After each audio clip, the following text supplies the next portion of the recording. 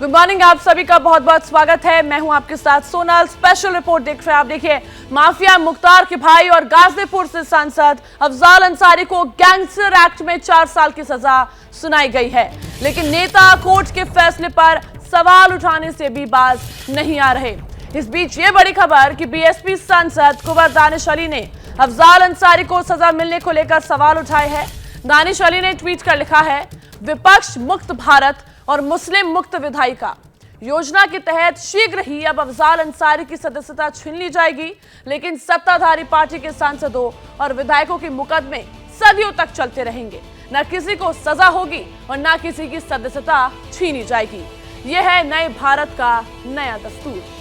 Gangster act में अफजाल को 4 साल की सजा मिलने के बाद उनकी सदस्यता जाना तय है, क्योंकि 2 साल से ज्यादा की सजा होने पर सदन की जो सदस्यता है वो चली जाती है। इस वक्त की बड़ी खबर आपको बता रहे हैं, माफिया मुख्तार के भाई और गाजीपुर से सांसद अफजाल अंसारी को गैंगस्टर एक्ट में 4 साल की सजा सुनाई गई है।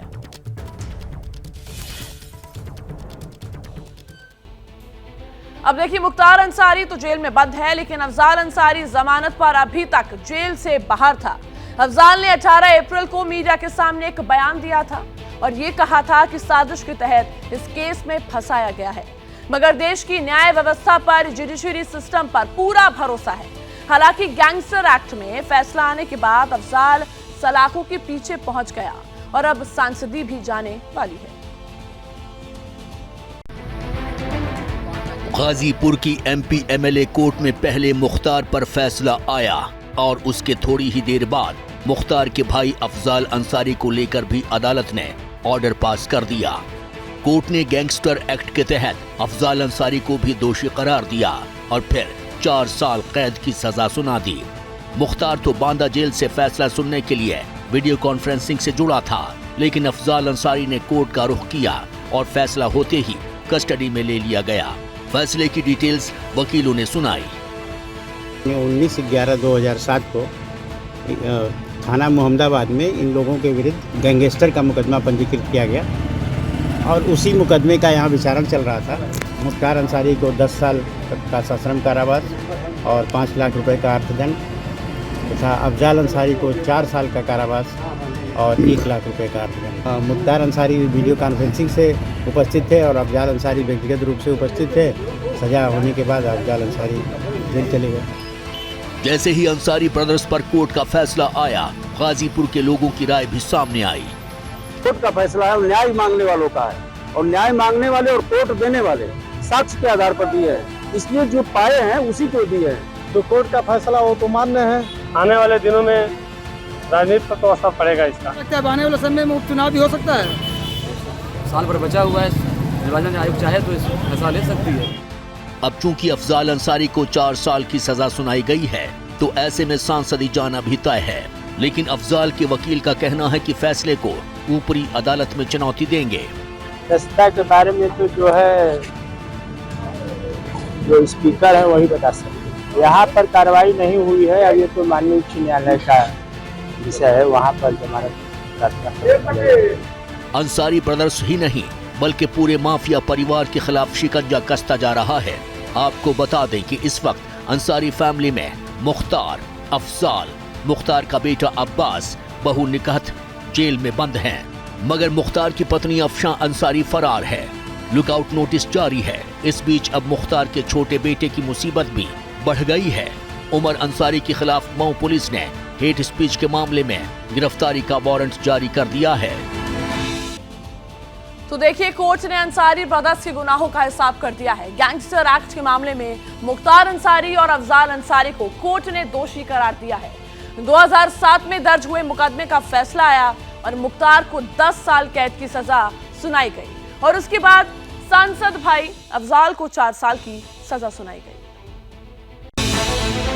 यूपी में माफिया को मिट्टी में मिलाने का काम कैसे हो रहा है, उसका एक और एग्जाम्पल सामने आया। कोर्ट की दहलीज पर कानून के सामने मुख्तार की माफियागिरी धराशायी हो गई। गाजीपुर की एमपी एमएलए कोर्ट ने 15 साल पुराने मुकदमे में फैसला सुनाया और इसके बाद मुख्तार अंसारी का जेल काल बढ़ गया। गैंगस्टर एक्ट के तहत 10 साल की सजा सुना दी, 5 लाख का जुर्माना हो गया। कृष्णानंद राय मर्डर केस का जो मूल मुकदमा था उसमें पूरा अंसारी परिवार जो है वो जुलाई 2019 में बरी हो चुका है। ट्रायल कोर्ट ने इस मामले में सभी को बरी कर दिया था। इसी वजह से अंसारी बंधुओं की तरफ से लगातार कोर्ट में इस बात की गुजारिश की गई थी कि जब वो मूल मुकदमे में बरी हो चुके हैं तो उस मुकदमे के आधार पर गैंगस्टर का जो केस चल रहा है उस मामले को ना सुना जाए, उस मुकदमे को भी रद्द कर दिया जाए। लेकिन निचली अदालत से लेकर हाई कोर्ट तक इस मामले में अंसारी ब्रदर्स को कोई राहत नहीं मिली थी। आज कोर्ट ने अपना फैसला सुनाया है। ये बात सही है कि मुख्तार अंसारी पर गैंगस्टर एक्ट का ये मामला बीजेपी विधायक कृष्णानंद राय की हत्या के 2 साल बाद दर्ज हुआ था। राय की हत्या के बाद आगजनी और कारोबारी नंद किशोर के किडनैपिंग और मर्डर को आधार बनाकर केस फाइल हुआ। फैसले के बाद कृष्णानंद राय के बेटे ने मीडिया से बात की। जब मेरे पिताजी की हत्या हुई तो उस समय उनकी जो शिखा काटी गई थी, उस समय के जो भी मौके पे अपराधी मौजूद थे जिन्होंने इस हत्याकांड को अंजाम दिया था, आज उस शिखा का मर्यादा को न्यायपालिका ने बचाने का काम किया है। मुख्तार अंसारी पर कोर्ट के फैसले के बाद बीजेपी का रिएक्शन आया। योगी सरकार ने कहा अब केस तेजी से निपट रहे हैं, इसलिए अपराधियों को उनके अंजाम तक पहुंचाया जा रहा है।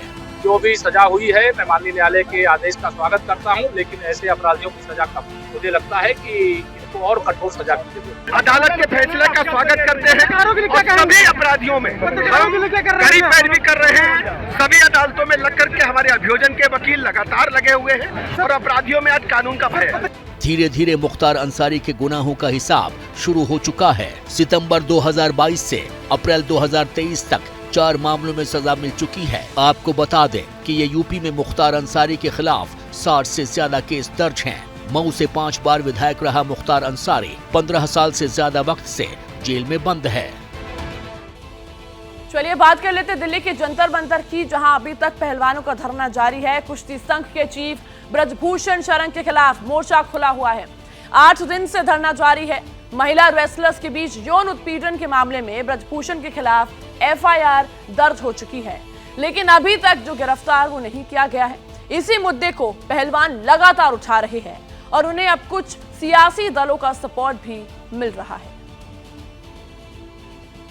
सभी का जितने भी आप पहुंचे खिलाड़ियों के समर्थन के लिए। जंतर मंतर पर पहलवानों के धरने का 7वां दिन जब शुरू हुआ तो पहलवानों की एक ही मांग थी, FIR से कुछ नहीं होता, ब्रजभूषण सिंह को गिरफ्तार करना होगा, जेल की सलाखों के पीछे डालना होगा। इस दौरान प्रोटेस्ट वाली जगह पर एक और पोस्टर लगा दिया गया।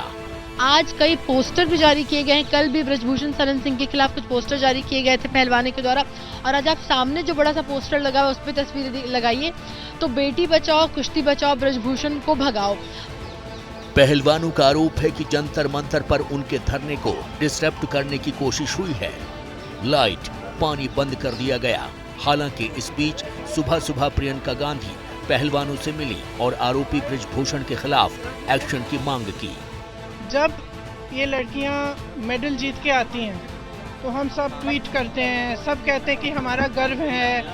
सारे जितने भी नेता हैं हम इंक्लूडेड इसमें, हम सब कहते हैं कि ये सबसे बड़ी बात है, देश के लिए अच्छा है, ये है, इन्होंने देश का गर्व सम्मान रखा है। और आज जब सड़क पे बैठी हुई हैं, जब कह रही है कि हमारी बात सुन लीजिए, हमारे साथ गलत हुआ है, तो कोई सुनने को तैयार नहीं। दिन गुजरता गया और पहलवानों के धरने में सियासी दलों के नेताओं की एंट्री होती गई। शाम को दिल्ली के मुख्यमंत्री अरविंद केजरीवाल भी जंतर मंतर पहुंचे, पहलवानों की मांगों का सपोर्ट किया। हमारी बहनों के साथ दुर्व्यवहार किया, गलत काम किया। वैसे तो हमारे देश की किसी भी लड़की के साथ, हमारे देश की किसी भी बहन के साथ, हमारे देश की किसी भी महिला के साथ अगर कोई गलत काम हो, उस व्यक्ति को तुरंत पकड़ के सख्त से सख्त सजा मिलनी चाहिए, फांसी पर लटका देना चाहिए उसको। जो भी भारत देश से प्यार करता है वो आपके साथ खड़ा है। हालांकि इन सारी बातों के बीच ब्रजभूषण शरण सिंह और पहलवानों के बीच पूरे दिन आरोप प्रत्यारोप का दौर चला। ब्रजभूषण सिंह ने कहा कि सिर्फ एक अखाड़ा आरोप लगाता है, बाकी सब साथ हैं। पहलवानों ने कहा कि बेटियों को इंसाफ दिलाने के लिए इकट्ठा हुए हैं। ब्रजभूषण ने आरोप लगाया कि धरना इसलिए है क्योंकि ओलंपिक खिलाड़ियों के लिए नेशनल खेलने वाला रूल लाए थे। पहलवानों ने कहा रूल बदलने की बात झूठी और बेबुनियाद है। WFI चीफ ने कहा कि धरना देने वाले वही लोग हैं जो मुझे शादी में बुलाते थे। जवाब आया कि जबरन शामिल होने के लिए मजबूर करते थे, धमकी देते थे। पहलवानों के धरने को लेकर कहा गया कि ये सियासत से प्रेरित है, इसके पीछे कांग्रेस का हाथ है। पहलवानों ने कहा इसमें राजनीति नहीं, बेटियों की इज्जत का सवाल है। इन लोगों की डिमांड लगातार बदलती है। मेरा कार्यकाल लगभग पूरा हो चुका है। जब तक नई बॉडी नहीं बन जाती है, इस्तीफा कोई इतनी बड़ी चीज नहीं है, लेकिन अपराधी बनकर नहीं, अपराधी बनकर के नहीं, मैं अपराधी नहीं हूं। बाद में ब्रजभूषण सिंह को कुछ संतों ने सपोर्ट किया और सपोर्ट में आंदोलन की धमकी भी दी। ब्रजभूषण ने मीडिया के सामने कहा कि अब ज्यादा कुछ नहीं कहेंगे, मामला कोर्ट में है। स्पेशल रिपोर्ट देख रहे हैं आप। देखिए, mafia Atiq Ahmed murder case की जांच जैसे जैसे आगे बढ़ रही है, वैसे वैसे नए खुलासे हो रहे हैं। Atiq Ashraf double murder case में पुलिस जो है वो अब डबल क्रॉस की जांच कर रही है। क्या है पूरा मामला, आपको इस रिपोर्ट में दिखाते हैं।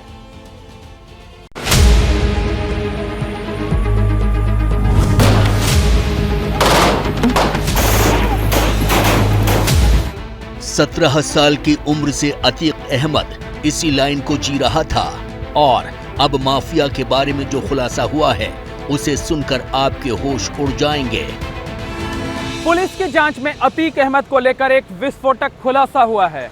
खुलासा ये कि अतीक ने पुलिस कस्टडी में खुद पर हमला कराने की साजिश रची थी। पुलिस कस्टडी में अपने ऊपर हमला करवा के अतीक अहमद अपनी सुरक्षा बढ़वाना चाहता था। अतीक को लगता था कि अगर हमले का ड्रामा सही ढंग से एग्जीक्यूट हो गया तो ना तो उसे कोई गैंग मार पाएगी, ना पुलिस से उसका एनकाउंटर होगा। खुद पर फर्जी हमला कराने के लिए अतीक ने अपने जिस करीबी को चुना वो गुड्डू मुस्लिम था। सूत्रों के मुताबिक गुड्डू मुस्लिम ने अतीक के काफिले पर फेक अटैक करने के लिए पूर्वांचल के कुछ बदमाशों से भी संपर्क किया था। पुलिस की जांच में ये बात सामने आई है कि साबरमती जेल से प्रयागराज लाने के दौरान या फिर प्रयागराज में किसी जगह पर अतीक ने नकली हमले का स्पॉट फिक्स किया था। इस बीच पुलिस एक और शॉकिंग थियरी पर भी जांच आगे बढ़ा रही है। तो क्या अतीक पर फेक अटैक करने के लिए लवलेश, अरुण और सनी को सिलेक्ट किया गया था? कहीं ऐसा तो नहीं कि अतीक के गैंग के किसी सदस्य ने गद्दारी कर दी और हमले का ड्रामा करने के बजाय सीधे तौर पर अतीक और अशरफ को मारने की सुपारी दे दी? कहीं ये गद्दार गुड्डू मुस्लिम तो नहीं? अपनी मौत से कुछ सेकंड पहले अतीक अहमद जब पुलिस की जीप से उतरता है तो वो 2-3 बार बाईं ओर कुछ देखता है। तो क्या अतीक अहमद फेक अटैक करने वालों को कोई इशारा कर रहा था, या फिर वो शूटर कहीं और से मैनेज हो गए और उन्होंने अतीक को डबल क्रॉस कर दिया? लवलेश, सनी और अरुण कानून के शिकंजे में हैं, लेकिन इसके बावजूद अतीक और अशरफ का मर्डर एक मिस्ट्री है। लेकिन अतीक का एक कुख्यात क्राइम स्क्रिप्ट राइटर था, इसमें कोई शक नहीं। अतीक के साल 2002 में कोर्ट में पेशी के दौरान खुद पर बम से हमला करवाया था। यह हमला एक ड्रामा था और पूरा प्लान अतीक ने ही बनवाया था। लेकिन स्क्रिप्ट राइटर माफिया का ऐसा अंत होगा, ये क्लाइमैक्स किसी ने नहीं सोचा था। तो शाइस्ता और गुड्डू मुस्लिम पुलिस और जांच एजेंसियों से बचते फिर रहे हैं, लगातार अपनी लोकेशन बदल रहे हैं।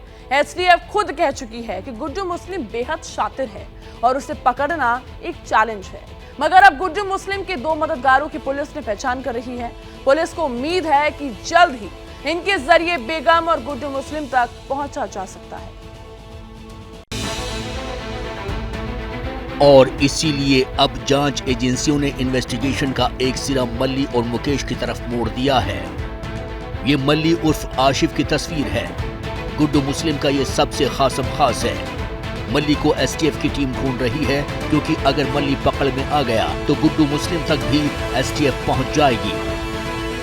जांच एजेंसियों को पता चला है कि गुड्डू मुस्लिम की फरारी में सबसे बड़ा रोल आशिफ उर्फ मल्ली का है। जब से गुड्डू मुस्लिम फरार है तब से प्रयागराज में आशिफ उर्फ मल्ली को किसी ने नहीं देखा। धूमनगंज का रहने वाला आशिफ उर्फ मल्ली अतीक अहमद के साथ बहुत लंबे समय से जुड़ा था।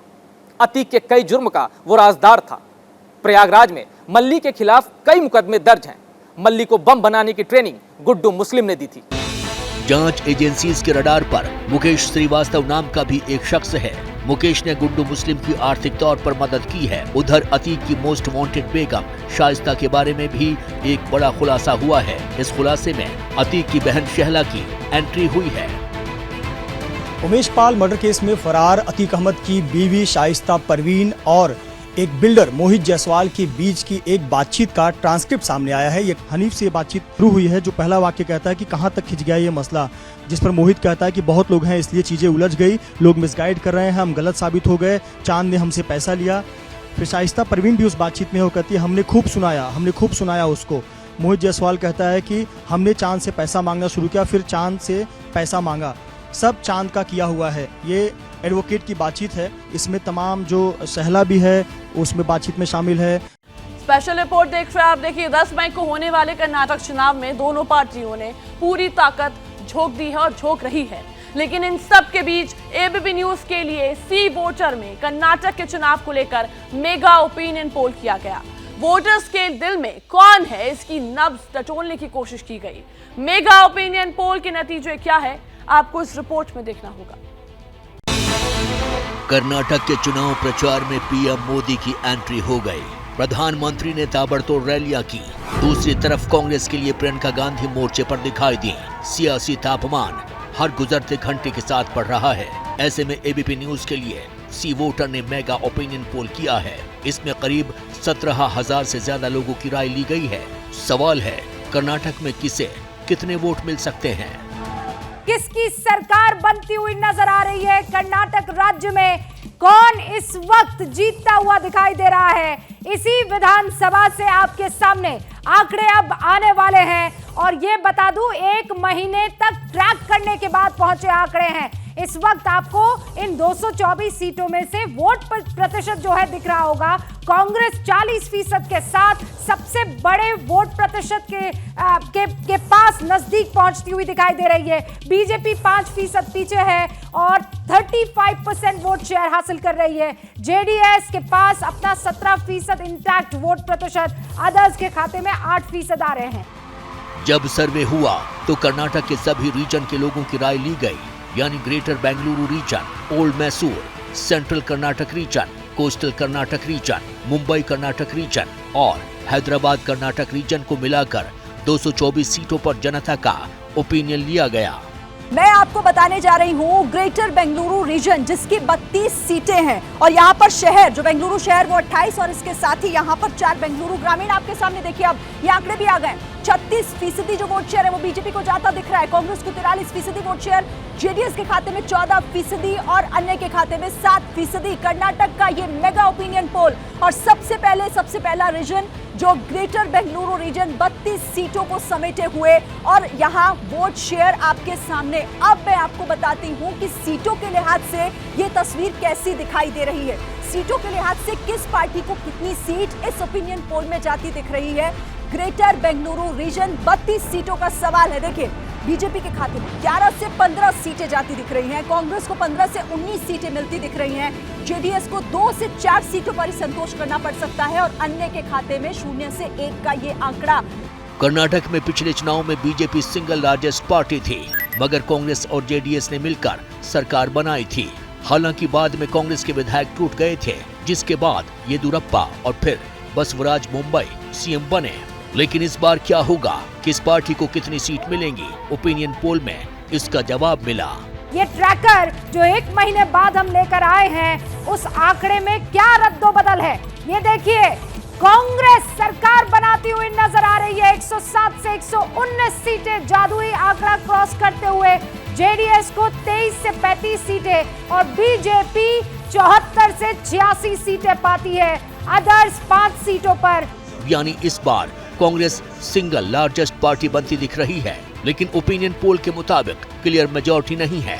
लेकिन एक सच ये भी है कि कर्नाटक चुनाव से पहले ये सिर्फ एक इंडिकेशन है। कर्नाटक का किंग कौन बनेगा, क्या कोई किंग मेकर भी होगा, ये 13 मई को ही पता चलेगा।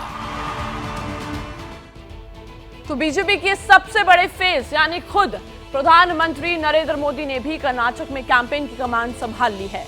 प्रधानमंत्री 2 दिन के कर्नाटक दौरे पर है। पहले दिन उन्होंने 3 पब्लिक मीटिंग्स की और गाली के मुद्दे पर कांग्रेस पर करारा वार किया और ये कह दिया कि जनता के आशीर्वाद से कांग्रेस की गालियां मिट्टी में मिल जाएगी।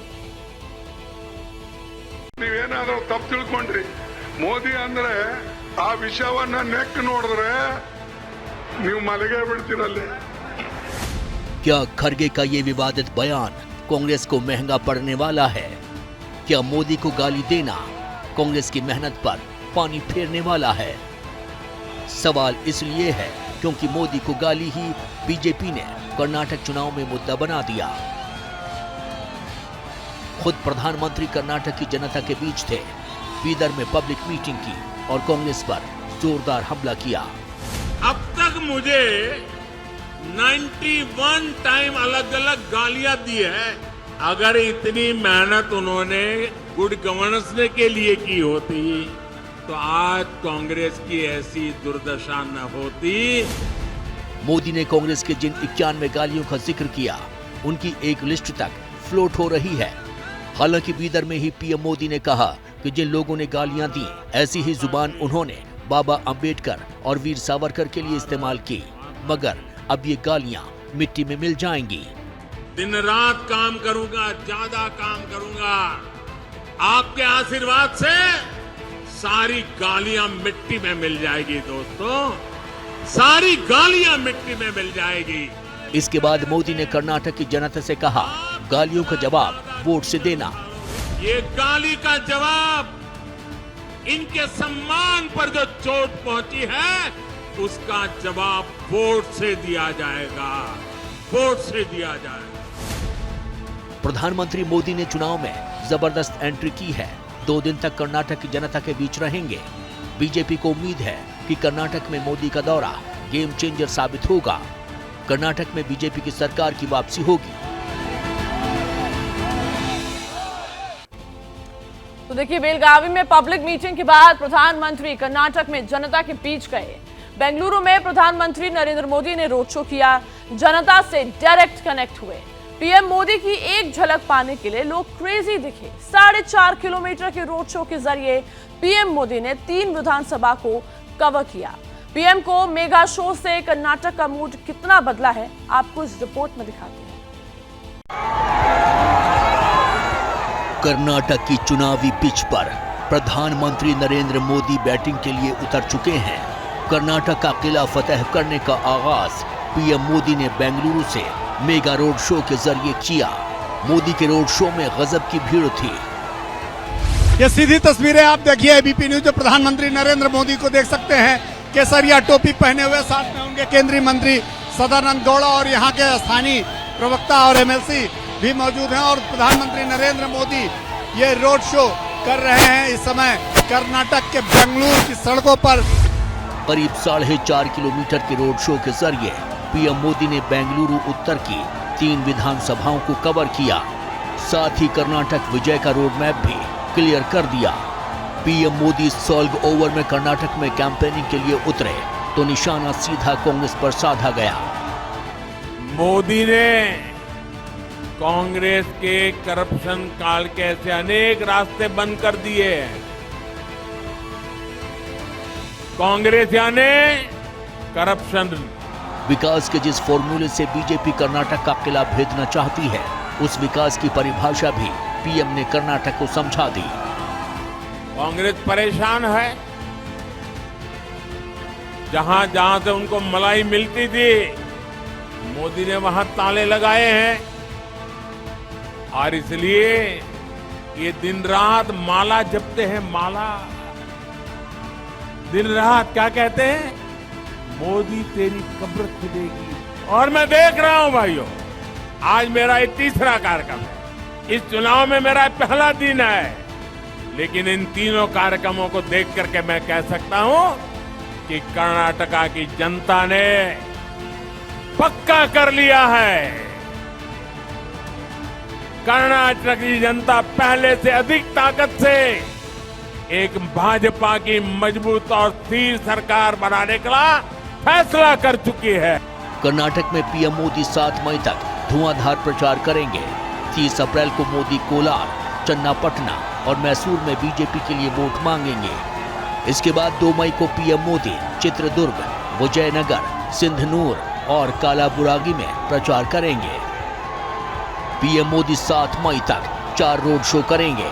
साथ ही अलग अलग जिलों में 19 बड़ी रैलियां करेंगे। साफ है बीजेपी विकास के बूते कर्नाटक साधने निकली है। अब ये थियरी कर्नाटक को कितनी कबूल होगी, इसका तिलिस्म चुनाव नतीजों के साथ ही टूटेगा। तो देखिए, कश्मीर पर पाकिस्तान का नया फरेब फिर एक्सपोज हो गया है। कश्मीर पर बाजवा का चंद रोज पहले पाकिस्तान के नामी जर्नलिस्ट हामिद मीर ने बेनकाब किया था। इस कड़ी में नया नाम इमरान खान का भी जुड़ गया है। नियाजी ने जनरल बाजवा के कश्मीर वाले छल को कैसे बेनकाब किया है, इसकी आपको स्टोरी हैरान कर देगी। रस्सी जल गई, लेकिन पाकिस्तान के कश्मीर के बल नहीं निकले। पाकिस्तान के सीनियर जर्नलिस्ट हामिद मीर ने कश्मीर पर बाजवा के पोल खोली। कश्मीर पर पाकिस्तान ने क्यों सरेंडर किया, ये दुनिया को बताया, जिसके चर्चे सरहद पार हो रहे हैं।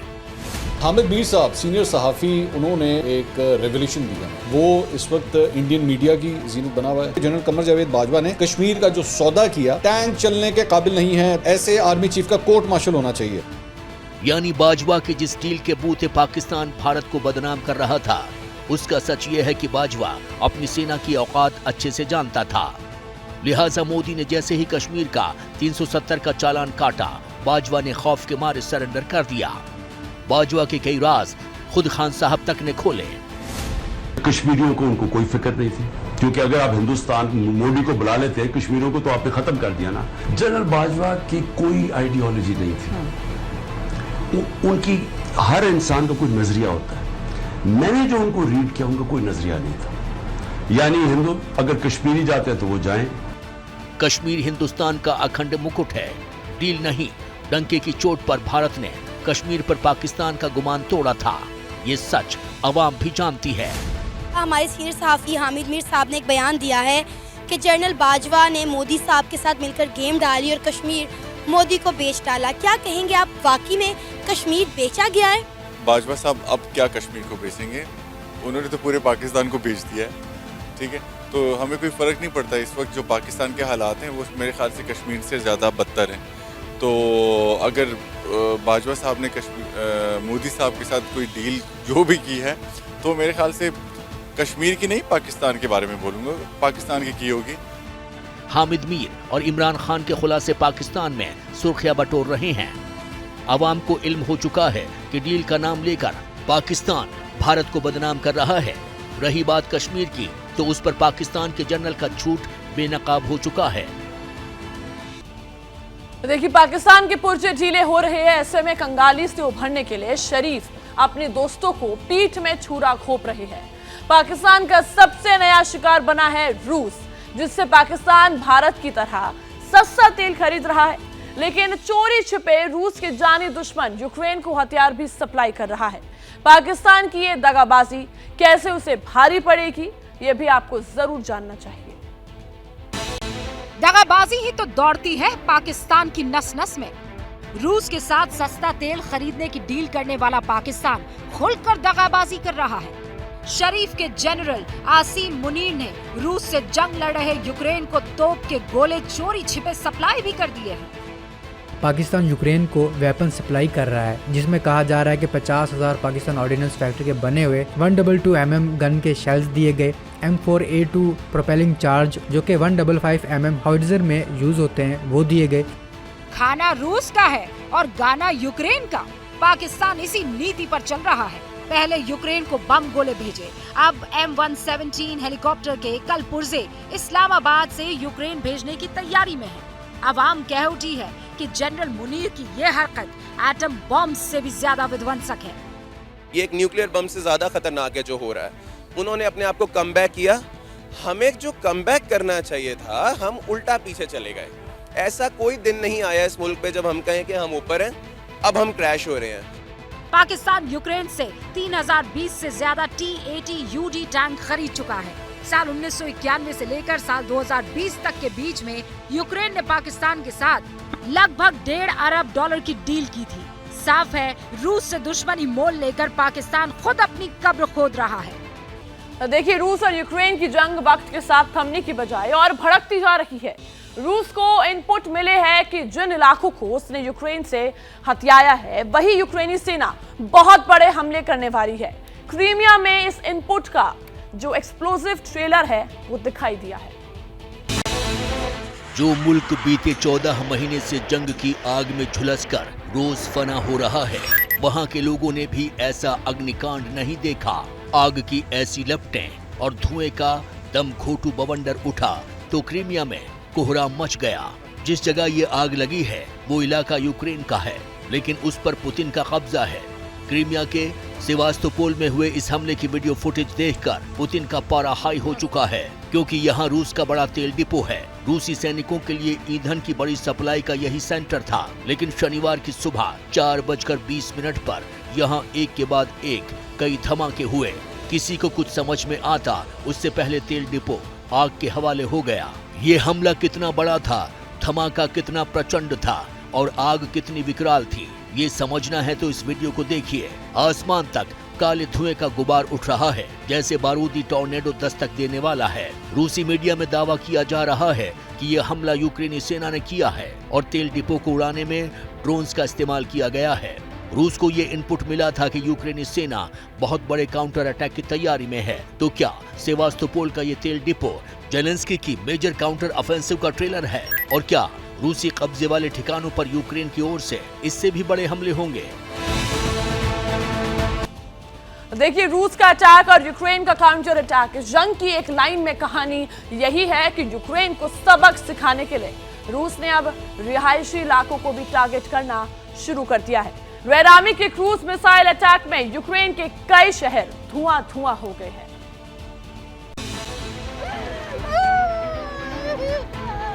एक तरफ सहमे हुए चेहरे और रोती हुई आंखें हैं,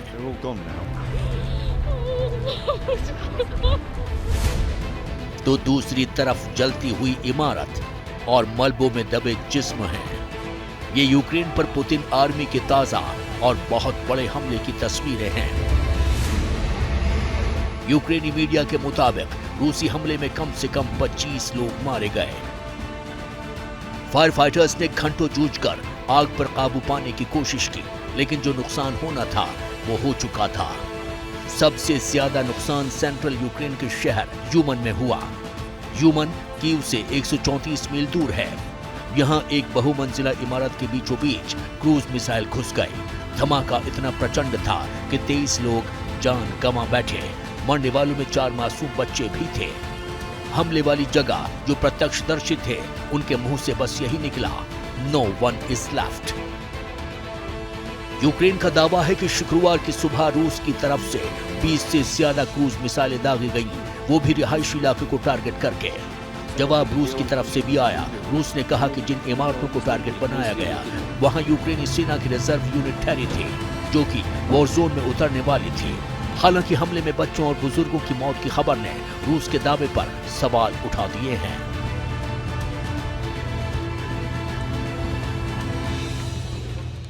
जैसे ही घड़ी का काटा दोपहर 2:30 पे आए, बबीता जी का दिल सास बहू साजिश के लिए मचल जाए। और ये है इनकी बहू, पूरे दिन ऑफिस की टेंशन हो जाए गॉन जब ये करें अपना फेवरेट शो फ्री टाइम पे ऑन। इनकी तरह आप भी देखिए अपना फेवरेट शो अपने टाइम पर और डाउनलोड कीजिए एबीपी लाइव ऐप अपने स्मार्ट टीवी पर।